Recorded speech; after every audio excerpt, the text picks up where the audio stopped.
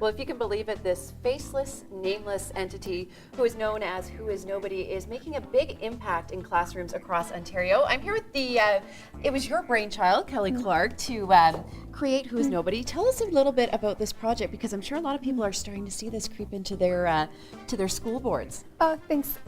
Basically, the program is for grade 1 to 12, special education to gifted. It's really flexible, any group setting, and it gets students to really figure out who they are and use their strengths to help the community and just experience the impact that they can personally make. So it's a sort of a vehicle, and it makes it tangible for kids. Well, let's talk about how exciting this is for classrooms to first be introduced to nobody. This is what arrives in the classroom, which must create a lot of buzz in itself. Yeah, and there's so many different ways. It's a mysterious box. It says to everybody from nobody. Sometimes it's the principal that delivers it. Other times a drama teacher will make an announcement and say something's shaking at the office.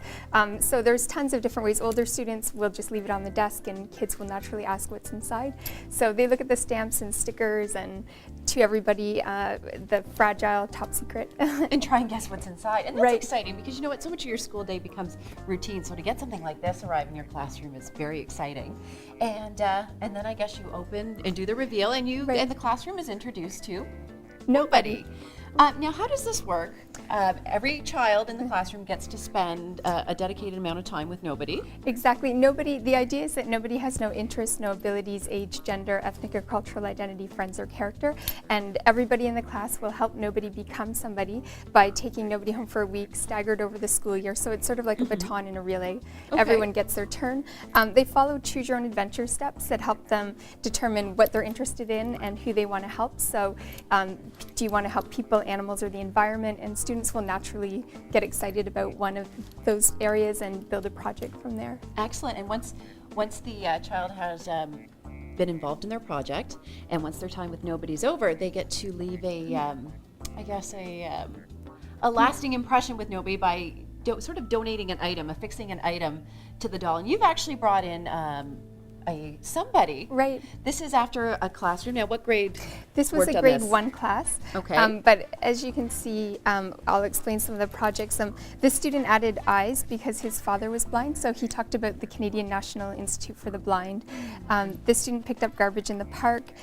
There was a running shoe on that had duct tape on it, so they're talking about child labor. So every 3D attachment really represents a different student's outreach project, and it's a way for a project that happened early in the year to have lasting impact at the end of the year.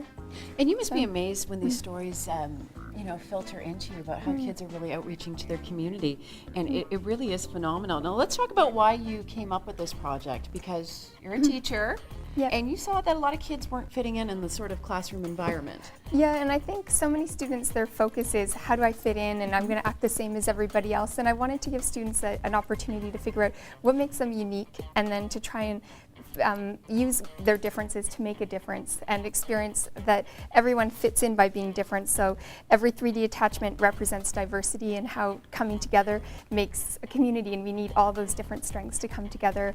On the other hand, for me, it was just really change starts with kids. So if you can get young people at an early age to experience an outreach project and how exciting that is and who they meet and to have fun with it, then it's something that carries through. We have a lot of kids in grade 8 that started in grade 1. This somebody's 8 years old. Oh. And for example, this boy, he made a little business plan to sell freezies and to raise for an organization called Interplast. Okay. It's in developing countries for students with cleft lips, and 8 years later he's still doing that, and he's raised thousands of dollars. That's amazing. Now, you did mention that this program is sort of designed for grades 1 through 12, and I can see how the young kids get very excited. How is it embraced by, say perhaps your grade 12 students? Right. It's really been neat because in high school you have mandatory community involvement hours, so a lot of students unfortunately pick something that's sort of easy or something their parents are joining with their work, and it's so important for kids to really experience that they, to get in the right direction for those hours and get excited about what they're doing. So a lot of schools will use it to get kids sort of focused at helping the Humane Society or whatever they decide to do, and then apply it to a career goal. It's an amazing project, and you've actually introduced who Yeah, is green. who is green. Now, Yeah. tell me a little bit about this initiative. Yeah, this is the idea with this one is that instead of a blue nobody, it's a green, and this is anybody, because anybody can be green. And the idea behind this one is that instead of students having the choice between helping people, animals, or the environment, they can help the environment only, but they dedicate their project to a person or animal. That way there's that emotional attachment to their project. So when you help the environment, you help everybody. So it's just great for kids to get kind of put a face to the environment. Yeah, I understand how nobody gets their identity, but how does the naming process go? Because does ultimately nobody get a name? There's so many flexible spin-offs from the program. We don't actually put it in, but we always hear back there's naming ceremonies, and so a lot of some people will pick a name from another culture that represents sort of captures the project in the class, so that's a part of it too. That's terrific. Now, you've had great success with this.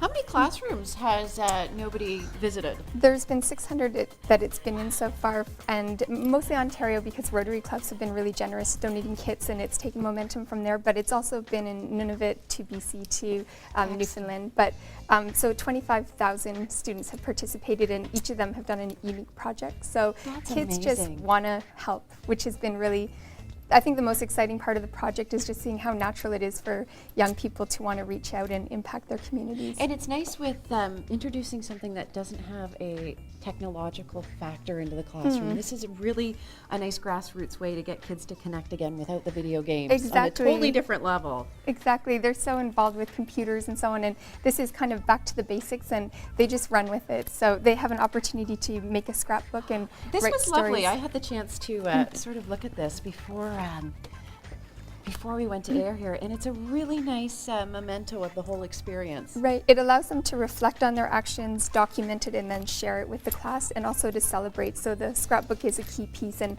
it has literacy components and so on. But Wonderful. Well, I think it's a terrific program for people that are watching, perhaps teachers that want to find out more about how to bring nobody into their classroom. How can they do that?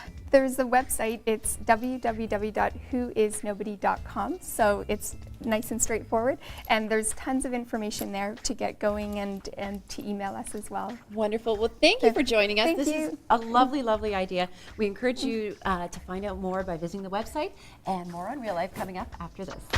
Still to come on Real Life, some great financial advice from our friend Gail Vaz Oxlade, and we'll check in with Rob Melnichuk for another What I Do.